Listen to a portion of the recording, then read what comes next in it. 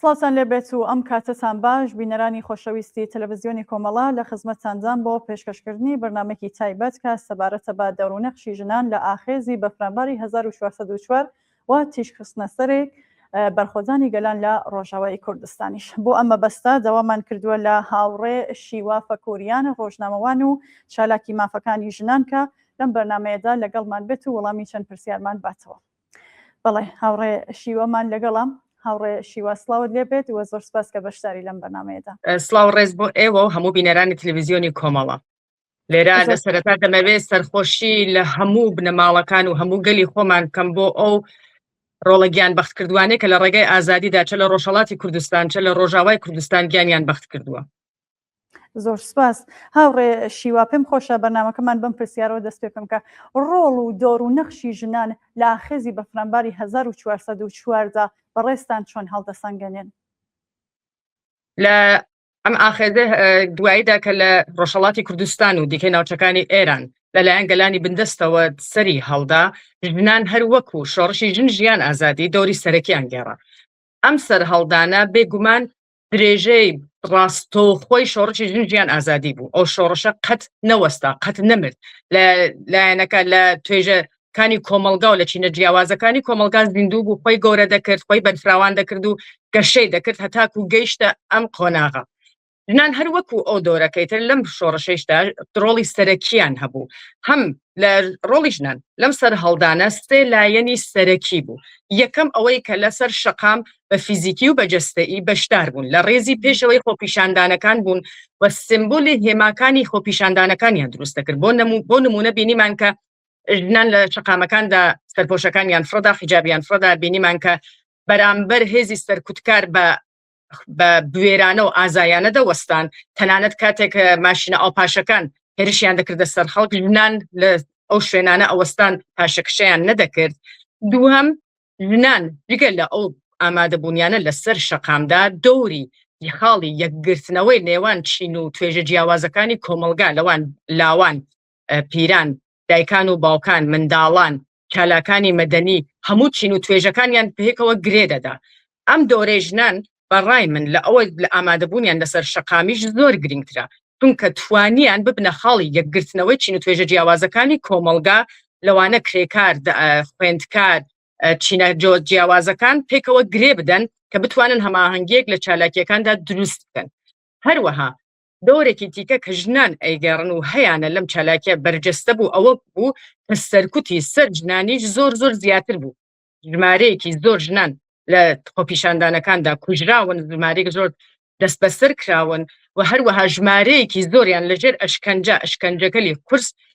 کوژراون، گیانیان بەخت کردووە. و ئەمە دەری دەخات کە ئەو هێرشە زیاترەیە کە ڕژیم لەسەر ژنان دەیکات دەری دەخات کە چەندە لە هێزی ژنان دەترسێت و خۆی بەباشی دەزانێت کە هێزی ژنان چەندە کاریگەرە لەناو کۆمەلگادا بۆ ئەم خۆپیشاندان و بۆ سەرهەڵدانەکان.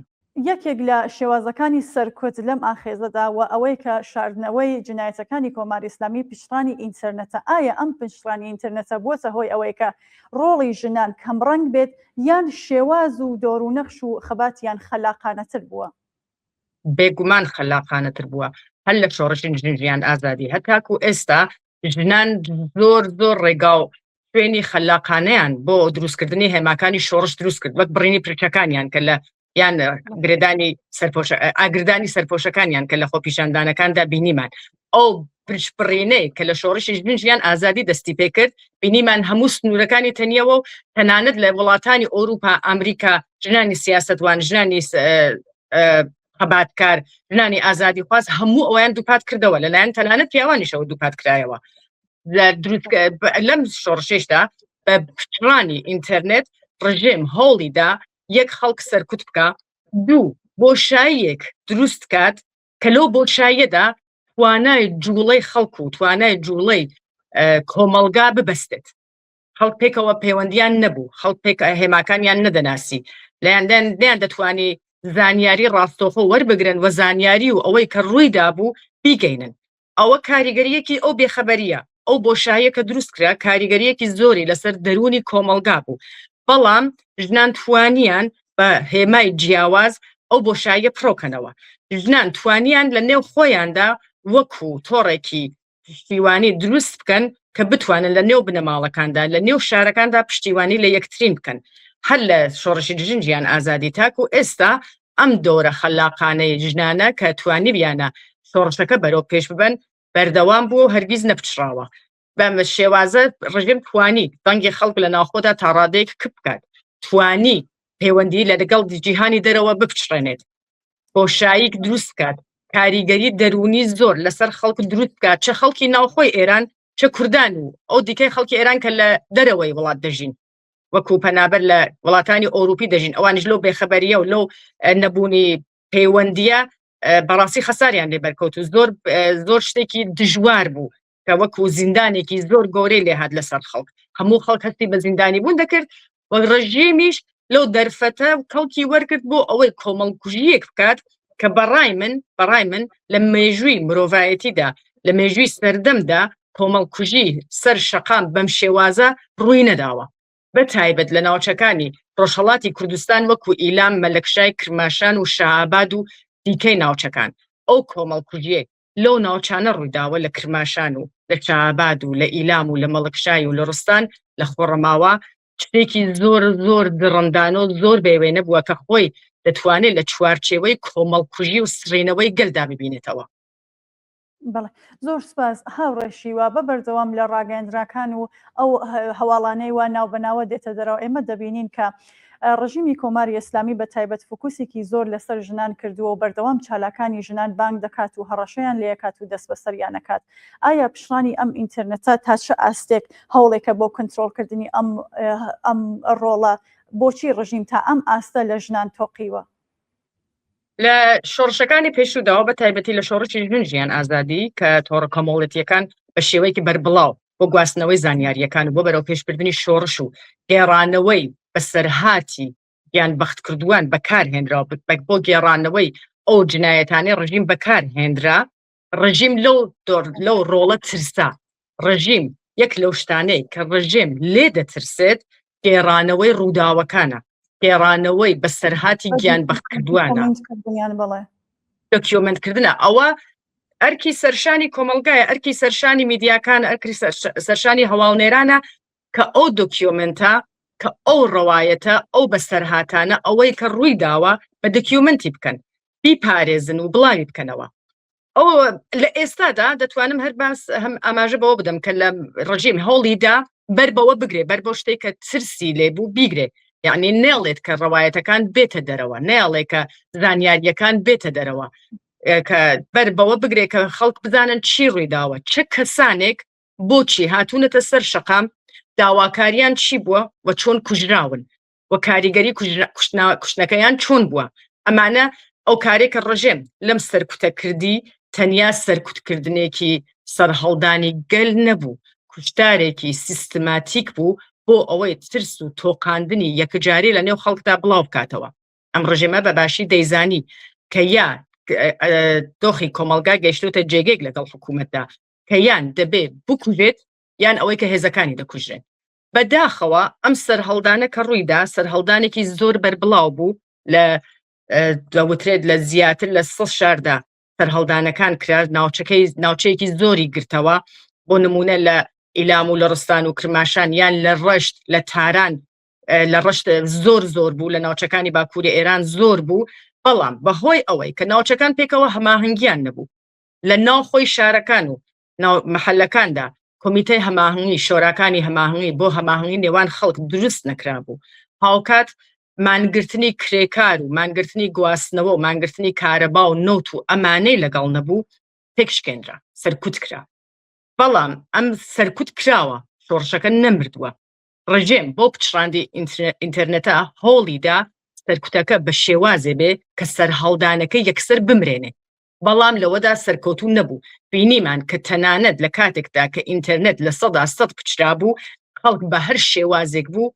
زانیاریەکانیان بۆ دەرەوە دەنارد ئێمە لەو ماوەیەدا زانیاریەکانمان پێدەگەیشت کە چەند کەس کوژراوە فیلمەکان دەهات ناوی کوژراوەکان دەهات تەنانەت ئەو شتانێک کە ڕژێم خۆی بڵاوی دەکردەوە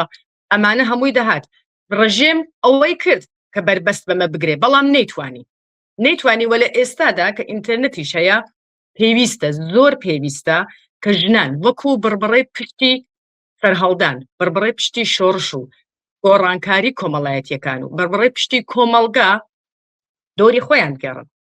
ژنان دەتوانن بۆ دۆڕێک کە لەناو بنەماڵەکاندا دەیگێڕن تۆڕێکی هاوپشتی و پشتیوانی و پەیوەندی لەنێو بنەماڵەکاندا دروستکەن بە تایبەتی بنەماڵی گیانبەخت کردووان بنەماڵی زیندانیانی سیاسی کە لە ئێستادا خەساریان بەرکەوتووە لەژێر گوشارێکی ڕەوانی و ئابووری و هەمەلایەنەدان تۆڕێکی پشتیوانی دروستکەن بۆ ئەوەی کە بتوانن پشتیوانی لەو بنەماڵانە بکەن کە گیانبەخت کردویان هەیە و داختارن، پشتیوانی لەوانە بکەن کە کەسیان لە زیندانە لە زیندانی سیاسیە. ئەم پشتیوانیە دروستبوونی ئەم تۆڕە کۆمەڵایەتیە دەتوانێت ئەو سەرکوتە بێکاریگەری بکات. کاریگەری سەرکوب ئەوەیە سەرکوت ئەوەیە ڕژیم هۆڵ ئەدا کە کۆمەلگا بێدەنگ بکات. بەڵام مانەوەی کۆمەلگا لەسەر ئەو هێڵاوە دروستبوونی پەیوەندی لە نێوان هەموو کۆمەلگادا بە شێوەی جیاجیا لە نێوان بنەماڵەکان دواتر لە نێوان ناوچەکان دەتوانێت ئەوەی کە ڕژیم کردی کاریگەریەکەی لە بین ببات و خونسای بکاتەوە. بەڵێ زۆر سپاس هاوڕێشیوە بە لە بەرچاوگرتنی قسەکانی بەڕێستان وەکو ئاماژەتان بە ڕۆڵی ژنان لە شۆڕشی ژینا و بە تایبەت لە شۆڕشی بەفرانباری 1440 کرد. ژنان تەنها ئامادەبوونیان لەسەر شەقامەکاندا نییە بەڵکو هێزێکن بۆ ڕێخستن و بە تایبەتیش دەبینین کە ئەوسرێت کە ژنان معتەرز نین بەڵکو مۆبارزن. ئەم گۆڕانکاریە بەڕێستان چۆن دەبینن؟ لە ناوچەکانی ڕۆژهەڵاتی کوردستاندا ژنان هەر لە سەرەتای ئەم ڕژیمەوە لە پێشتریش لە ڕێزی خەباتدا بوون. هەروەک دەزانین کۆمەڵی یەکەم حزب بوو کە توانی ژنان چەکدار بکاتەوە. ژنانی کورد هەمیشە لە ڕێزی پێشەنگی خەباتدا بوون، هەمیشە خەباتکار بوون. بەڵام لە شۆڕشی ژن ژیان ئازادی لە ڕێگای تۆڕە کۆمەڵایەتیەکان و گێڕانەوەی ڕەوایەتەکان و هەروەها کاریگەری بەرخۆدانی ژنانی کورد لە ڕۆژاوە کە بە شێوەیەکی بەربڵاو لە میدیاکاندا بڵاو بووەوە کاری لەسەر گەلانی ژنانی دیکەی گەلانی ئێران دانا توانی کە ئەوانیش لە ناڕزایی و بگەینێتە خەبات، یعنی ئیتر معتەرز نەبن و ببنە مبارز بەشار ئەو شێوەی کە ئێوە ئاماژەتان پێدا. ژنان لە ئێستا تەنیا بەشدارێکی ئاسایی و سادەیان لەسەر شەقام نییە. ژنان ڕێکخەرن، ژنان کاریگەریدا ئەنێن، ژنان دەتوانن خواستەکانی خۆیان نەک فقط بۆ گۆڕانکاری بەڵکو بۆ شۆڕشێکی هەمەلایەنە کە بناغەی دەسەڵاتی سەرمایەداری و پیاوسالاری لە ڕیشە بکەنێت و سیستەمێکی مۆدەرنی دیموکرات کە تیادا بەرابەری ڕاستەقینە ڕەچاو بکرێت دروست بکەن. ئەم سەرهەڵدانانە تەنها بۆ گۆڕینی کەسێک نییە، وەک ئەو جۆرەی کە دەیبینین ئێستا لایەنی پاشایی خوازەکان لە ئێران هەوڵ ئەدەن ئەم سەرهەڵدانە و ئەم خەباتەی خەڵکو و ئەو خوێنەی کە ڕژاوە لە بەرژەوەندی خۆیان دەستی بەسەردا بگرن و بەلاڕێدا ببەن و کە بیان هەبێت سیستەمێکی پیاوسالاری دیکە لەسەر ئەو ئاڵایەی کە شێرێکی نەڕە و شمشێرێکی لە دەستا بیهێنە سەر کۆمەڵگا.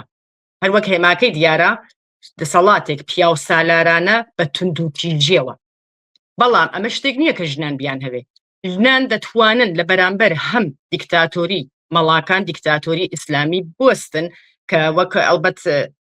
وەکو دەستنیشاندەی زلهێزەکانی جیهانیە جیهانی سەرمایەداریە و هەم لە بەرامبەر گەڕانەوە بۆ دواوە بۆ ڕژێمی پاشایەتیدا بۆستن، چونکو ئەمانە هەردووکی یەکێکە ڕژێمێکی پیاوسالاری سەرمایەداریە دژ بە ژنە دژ بە ئازادیە دژ بە ئازادی کۆمەڵایەتیە. بەڵام ژنان دەیان هەبێ زیاترین بەشی کۆمەڵگا هەروەها لەگەڵ ژنان دەیان هەبێ کە ئەم دەسەڵاتە پیاوسالاری و سەرمایەداریە لە ڕیشەوە هەڵبکەنن و دەسەڵاتێکی بەرابەر بۆ هەموو کۆمەڵگا دروستکەن کە تیادا هەر تاکێک هەست بە بوونی خۆی و ڕەچاوکردنی مافەکانی بکات. لە ئێستادا ژنان دەتوانن بە شێوازێکی مەدەنی بۆ ئەوەی کە ئێستا هەر جۆرە کاریگەری و هەر جۆرە چالاکیەکی سەرشەقام تێچوویەکی زۆر زۆری دەبێت و ڕوبڕووی تونترین شێوازی سەرکوت دەبێتەوە. ئێمە نامانەوێت کە خەڵک ببن بە قوربانی، نامانەوێت کە تێچووی مرۆڤی زۆر ببێت لە شۆڕشەکاندا. هیچ شۆڕشێک بە قوربانی بوونی زیاتری خەڵک سەر ناکەوێ، بەڵکو بە بوونی ئینسانی ئازاد و وشیار و بە ئاگاهاتوو سەر دەکەوێت. ژنان دەتوانن لە ئێستادا بە ئەکتێکی شۆڕشگێڕانە کە تێچووی وەک سەر شەقام نەبێ وەکو ئەوەی کە بۆ نمونە ژنانی کورد بەجلی کوردیەوە بێنە سەر شەقام چالاکی کۆمەڵایەتیان کاروباری ڕۆژانەی ژیانیان بەجلی کوردیەوە ئەنجام بدەن، یان ئەوەی کە تۆڕە کۆمەڵایەتیەکان لە نێوان خۆیاندا دروستکەن پەیوەندی نێوان بنەماڵەکان بەهێزتر بکەن هەر بە تایبەتی ئەو ژنانەی کە ئەزمموی کاری وایان هەیە ئاموزشێکیان بینیوە بۆ کارە کۆمەڵایەتیەکان بۆ مەدەتکاری بۆ پشتیوانیکردنی خەڵک دەتوانن ڕاهێنان بۆ ژنانی دیکە بکەن دەتوانن ئەوانەی کە ئەزممویان هەیە لە NGOەکان و لە شوێنەکانی دیکە کاریان کردووە ئەو ئەزممونە بگوازنەوە بۆ بنەماڵەکانیان دەتوانن بە وتنەوە بە وتووێشکردن بە قسەکردن ئاگایی و وشیاری لە نێو بنەماڵەکاندا زیاتر بکەن سەرکوت کۆتایی پێدێت بەڵام وشیارکردنەوەی کۆمەلگا شتێکی هەمیشەیە و وشیارکردنەوەی کۆمەلگا لە بنەماڵەکانەوە لە مناڵەکانەوە دەست پێ دەکات ژنان دەتوانن ئەم وشیارکردنەوە گواستنەوەی زانیاریەکان ئەنجام بدەن وەک بینیمان هەروەها ژنان دەتوانن ژنان هەمیشە بەتایبەت ژنانی کورد لە ناوچەکانی کوردنشین زیاترین دۆریان گێڕاوە لە گێڕانەوەی بەسەرهاتەکان من لە بیرم دەزانین کە لە کۆمەلگای ئێمەدا تەنانەت ژنان بوێژ ناو ئەبران کە بەسەرهاتەکانیان دەگەڕاندەوە ژنان بەیت و حەریانیان دەوتەوە بەسەرهاتەکانیان دەگەڕاندەوە یەکێک لە ئەرکەکانی ژنان لە ئێستادا پاراستنی بەسەرهاتەکانە کە لەم شۆڕشانە ڕووی داوە دەتوانن بەسەرهاتەکان بگێڕنەوە دەتوانن ناو بەسەرهاتی هەموو کوژراوەکان بڵێنەوە ئێمە نمونەمان هەیە وەکو بنەماڵەی شەهید ڕامین فاتحی کە خۆشکەکەی هەمیشە لە هەموو چالاکیەکاندا ئامادە هەیە ناوەکەی زۆر بە جوانی بەرز ڕاگرتووە نایڵە ناوەکەی لە بیر بکرێت دیکە بنەماڵەکانیش دەتوانن ئەم کارە بکەن پێشتر لە کوردستاندا جوڵەیەکی وا دەستی پێکردووە وەکو ئەو جوڵەی کە دایکانی ئاشتی هەیەە دایکانی ئاشتی پەیوەندیە کە لە ناو یەکتردا دروستیان کردووە هەم پشتیوانی یەکتر دەکەن پشتیوانی ڕۆحی و دەرونی بۆ یەکترە سەبووری بۆ یەکتر دێنن هەم دەتوانن یارمەتی یەکتر بدەن و هەم دەتوانن یارمەتی بنەماڵی زیندانە سیاسیەکان بدەن و لە چالاکیەکاندا بەشدارن لە هەموو ئێمە دەبینین کە دایکانی ئاشتی لە هەموو چالاکیەکاندا بەشدارن یەک لە ڕێگەکانی پێشتنەوەی یاد و ناوی گیان بەختکردووانمان چییە ئەوەیە کە سێڕۆژەیان بۆ دەگرن چلەی ماتەمینیان بۆ دەگرن ساڵیادیان بۆ دەگرن ساڵیادی لە دایکبوونیان بۆ دەگرن لەم ڕێگایەوە ناو و یادیان هەمیشە بە زیندوی دەهێڵنەوە ئەمە دۆرێکە کە ژنان زۆر بە ئاسانیش دەتوانن بیگێڕن و پێچووی مرۆڤی زۆری نابێت ئەو شێوازەی نییە کە ڕژێم بتوانێت نیشانەی بگرێت و بە ئامانجی بگرێت و سەرکوتی بکات ئەمە شتێکە تۆڕێکە وەکو جستەیەکی بێسەرە تۆڕێکە بەربڵاوە ناتوانێت بە ئامانجی بگرێت و سەرکوتی بکات و لە بینی ببات چونکە تۆڕێکە لە نێو هەموو کۆمەلگادا هەیە شتێکی نەبینراوە پەیوەندیەکی کەوەکە لە نێو کۆمەلگادا هەیە و ناتوانێت سەرکوتی بکات ناتوانێت لە بینی ببات بڵێ هاوڕێشیوە ڕۆڵی ژنانی چالاک لێرە پێم خۆشەوە پرسیار بکەم کە ڕۆڵی ژنانی چالاک لە دەرەوەی وڵاتیە بۆ گەیاندنی دەنگی ژنانی ئێران و بەتایبەت کوردستان بە کۆمەلگای نێودەوڵەتی بێگومان ژنانی چالاک لە هەندەران کە لە دەرەوەی وڵات دەژین ئەمنیەتێکیان هەیە وەکو ژنانی ناوخۆ لەژێر هەڕەشەی سەرکوت و گرتن و کوتن و دەستدرێژی دانین ئەرکێکی زۆر گرنگیان لەسرە بەڕای من وەکو تاک ئەمە هەڵبژاردن نییە ئەمە ئەرکێکی مرۆیە ئەرکێکە لەسەر شانمانە کە بە ئامادەبوونمان لە هەموو چالاکیەکاندا بە ئامادەبوونمان لەسەر شەقام وەک ئەوەی کە لەم ماوەیەدا کراوە دانیشتوانی دەرەوە چ لە کورد چ لە دیکەی بگەلانی بندستی ئێران هەن لە هەموو شارەکانی ئەوروپا لەسەر شەقامەکان ئامادە بوون بۆ ئەوەی کە دەنگی ئەو خەڵکەی لە ناوخۆن و دەنگیان کراوە بیگەێنن بە هەموو دنیا دەبێت لە هەموو چالاکیەکاندا ژنان دۆری سەرەکی بگەڕن بەڕاستی لە ڕاستیشدا لەم ماوەیە ژنان دۆری سەرەکیان گێڕاوە یەک لە ڕێکخستنی ئاکسیۆن و چالاکی لە شارەکاندا ژنان دۆری سەرەکیان گێڕاوە گروپیان لەسەر تۆڕ کۆمەڵایەتیەکان دروست کردووە یەکتریان بانگهێشت کردووە زانیاریەکانیان بە شێوازێکی زۆر بەربڵاو کردوتەوە لە نێو هەموو چین و توێژەکاندا پەیوەندیان بە خەڵکی ئەو وڵاتانەی کردووە کە تیادا دەژین وەکو ئەڵمانیا فەڕەنسا یان شوێنەکانی تر پەیوەندیان بە خەڵکەکان و کردووە پەیوەندیان بە ڕێکخراوەکانی مافی مرۆڤ ڕێکخراوە NGOەکان چالاکان ئازادی خوازان و کەسانی ئینتەرناسیۆنالیست لەم وڵاتانە کردووە و ئەوانیشیان هێناوەتە مەیدان بۆ ئەوەی کە بتوانن هەواڵ و زانیاری و بەسەرهاتەکان لەوەی کە ئێستا لە ئێران ڕوو ئەدات و لە دەوترێت لانی کەم 50,035 تا 50,000 کەس کۆمەڵکوش کراون بەتایبەت ژنان و منداڵان تەنانەت لە منداڵی 3 ساڵانەوە کوژراوە بەدەستی هێزەکانی ئەم ڕژێمە توانیویانە ئەو دەنگە بگەینن و ئەم چالاکانە دەتوانن چالاکانی ئەوروپایی دەتوانن گوشار لەسەر دەوڵەتەکانی خۆیان بۆ دروست بکەن بۆ ئەوەی کە کاردانەوەیەکیان لە بەرامبەر ئەم کوشتارە هەبێت. یاسای نێودەوڵەتی چەندین یاسای نێودەوڵەتی هەیە کە دەتوانێت لە ئێستا بەکار بهێنرێت لەلایەن وڵاتانی جیهانەوە بۆ ئەوەی کە ئەو ڕژێمە دەستوپای ببەستنەوە بۆ ئەوەی کە ئەو ڕژێمە بوەستێنن. یاسای نێودەوڵەتی هەیە. ئەم یاسایە چۆن دەتوانین ئێمە بەکاری بهێنین بە دروستکردنی گوشار لەسەر دەوڵەتەکانی ئەم وڵاتانە. ئەمە ئەرکی ئێمەیە کە ئامادە بین لە هەموو چالاکیەکاندا هەموو ڕۆژێک لە هەموو خیابانەکان لە هەموو شقامەکان لە شارەکانی ئەوروپا ئامادە بین لە هاوار بکەین دەنگی ئەوان گەینین. دوو هەم هەواڵ و زانیاریەکان لە هەر شێوازێک کە ئەتوانین پەیوەندیگرتن بە میدیاکان لە ئێرە، پەیوەندیگرتن بە تۆڕە کۆمەڵایەتیەکان، پەیوەندیگرتن بە تاکەکانی خەڵک لەم وڵاتانە وەک دەزانن زۆر ئەنجومەن و کۆمەڵگەکانی بوچک هەیە، شۆرا هەیە لە نێوان مەحەلەکان لە نێوان ناوچە بچووکەکان بۆ چالاکی خەڵکی خۆیان دەتوانین پەیوەندی بە ئەوانەوە بکەین زانیاریەکانیان بە وێنە و بە ڤیدۆ و بە هەموو داتاکانەوە بە وردی بۆیان باس بکەین بۆیان ڕوون بکەینەوە کە لە ئێستادا لە ئێران چی ڕوو ئەدات و بۆ چی پێویستە کە ئەمان کاردانەوەیان هەبێ کە هۆڵ بدەن ئەم ڕژێمە بوەستێنن. ئەرکی ئێمە لێرەدا خۆی دەبینێتەوە و هەروەها تۆڕی پەیوەندی لە نێوان یەکتریندا دروست بکەین بۆ ئەوەی کە بتوانین یارمەتی بۆ ناوخۆ بگەینین بە هەر شێوازێک کە دەتوانین یارمەتی خەڵکی ناوخۆ بدەین لەباری دەرونیەوە لەباری ئابووریەوە هەر شێوازێک کە دەتوانین یارمەتی بۆ ناوخۆ بگەینین. ئەمە ئەرکێکی سەرشانی ئێمەیە. هەر وەک دەیبینین ئەوانەیە لایەنەکانی ڕۆژاوای کوردستان ئەم کاریان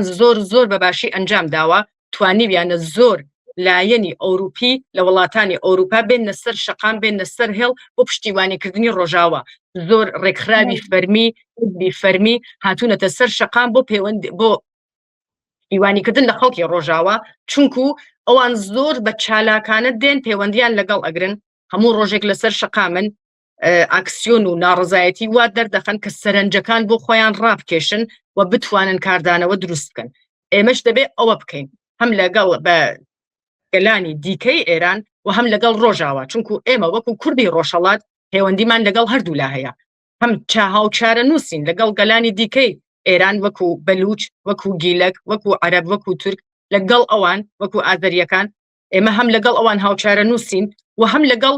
ڕۆژاوە هەم لەگەڵ دیکەی کوردان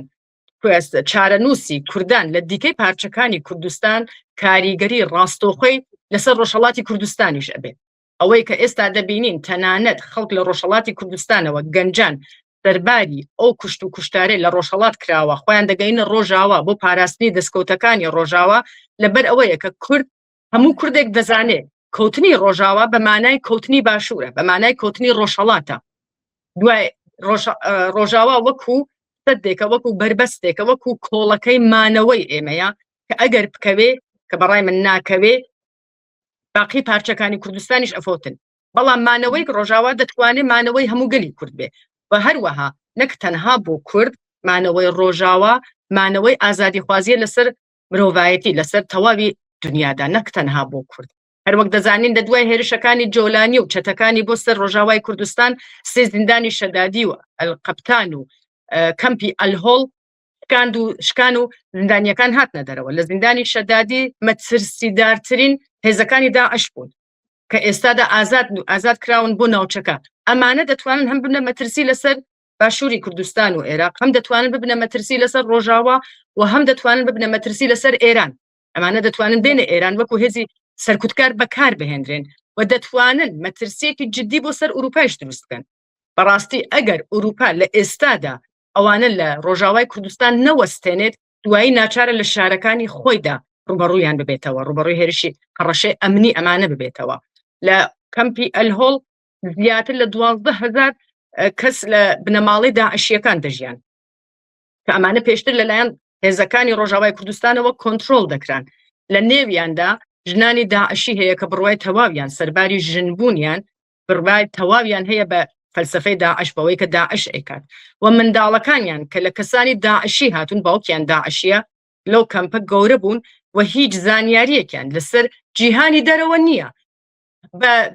کینە و ڕق لە هەموو خەڵکی دنیا گەورە بوون، هەموو خەڵکی دنیا بە کافر دەزانن و بەڕق و کینەی ئەوان پەروەردەکراون. ئەمانە ڕاستە کە منداڵن بەڵام لەسەر ئەو پەروەردە ڕاهاتوون زۆر مەترسیدارن بۆ هەموو ناوچەکە و بۆ هەموو جیهان. دەزانین کە زۆربەی ئەو ژنانە هاوڵاتیانی ئەوروپین،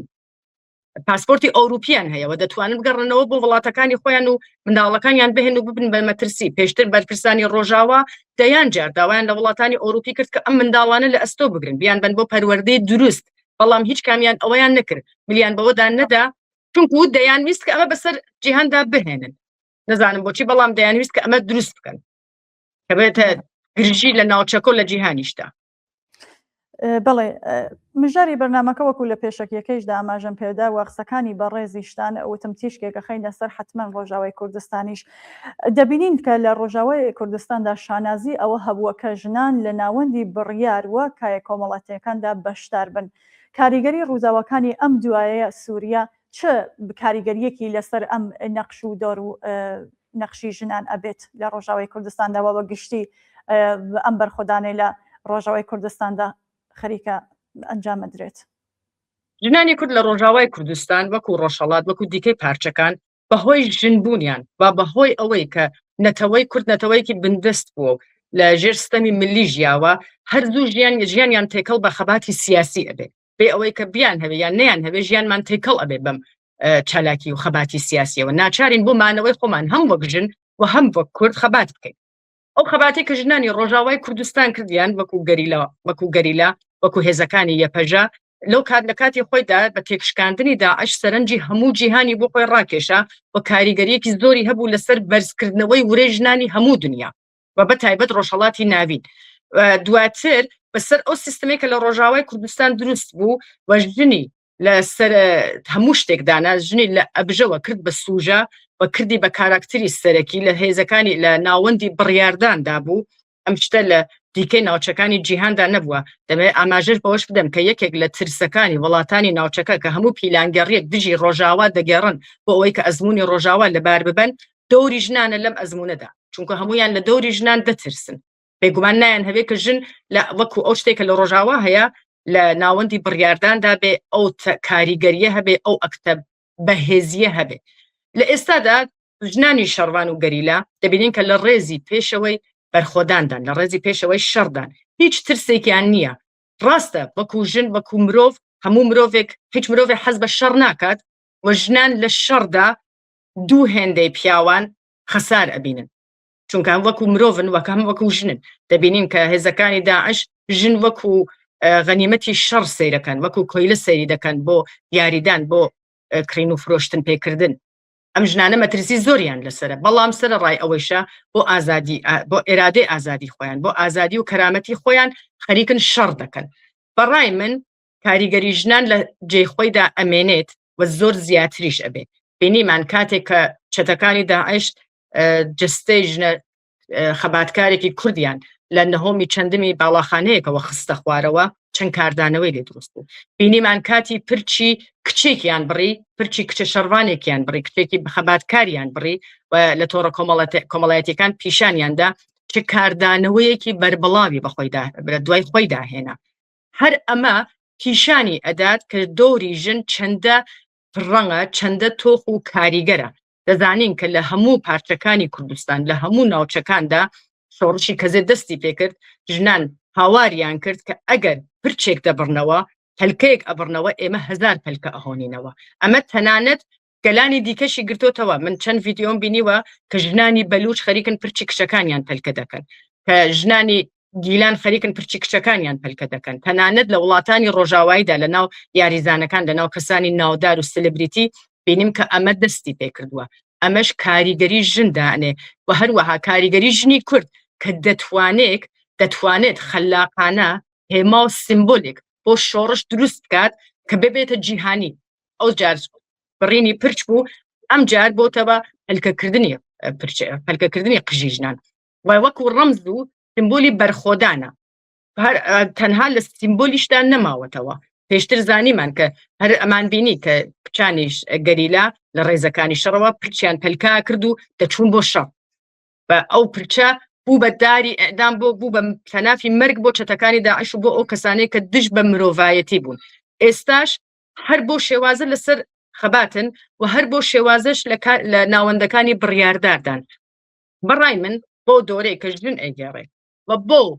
شێوازەی کە کوردی چوار پارچە خەریکن بەهانای ڕۆژاوای کوردستانەوە دەچن بینیمان کە لە باکوور هەڵک سنوورەکانیان شکاند و چوون بەرەو ڕۆژاوای کوردستان لە باشووری کوردستانەوە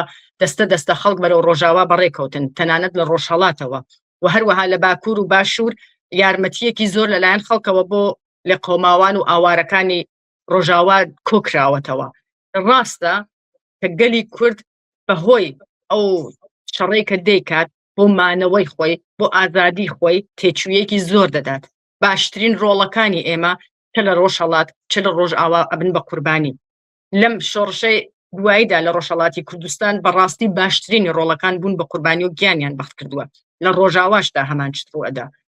ژینۆساید ڕوئەدا لەسەر گەلەکەمان تێچوویەکی زۆر بۆ مانەوەی خۆمان ئەدەین هەر وەک مەزلوم کۆبانی ڕایگەیاند ئەمە شەڕی مان و نەمانە لە ئێستادا دەبێت شەڕی مان و نەمان بکەین گەلی کورد لە ئێستادا بۆ مانەوەی خۆی تێچوویەکی زۆر ئەدات هەر وەک ئەوەی کە لە 100 ساڵی ڕابردوودا داویەتی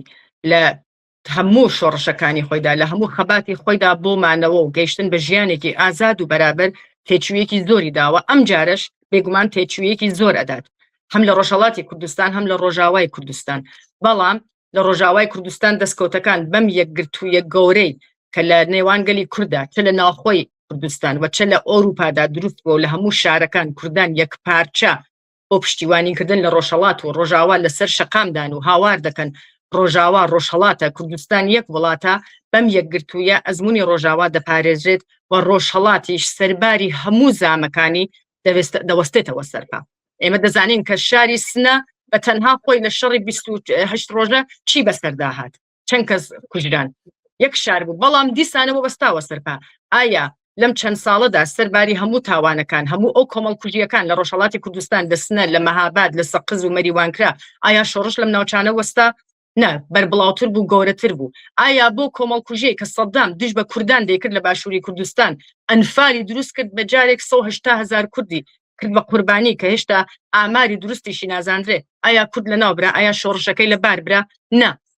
شۆڕش بەردەوام بوو بە ئەم خەباتە بۆ ئازادی خوازی